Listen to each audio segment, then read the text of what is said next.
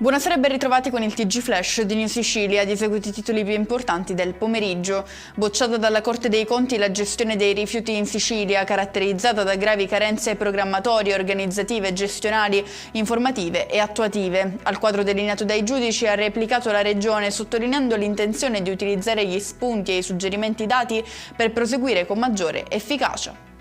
Avviate al Policlinico di Messina le indagini interne sulle vicende giudiziarie che hanno coinvolto l'ex primario di chirurgia plastica e un dirigente medico dello stesso reparto ancora in servizio. A comunicarlo chiedendo gli atti alla procura è il direttore generale Giorgio Giulio Santonocito.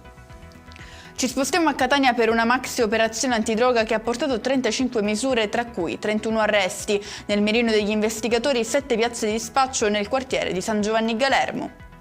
Criticità nel quartiere Malaspina Palagonia di Palermo per tasso sempre più alto di abbandono scolastico. A dirlo è Save the Children, che sottolinea la necessità di valorizzare anche le periferie in quanto luoghi di grande potenzialità.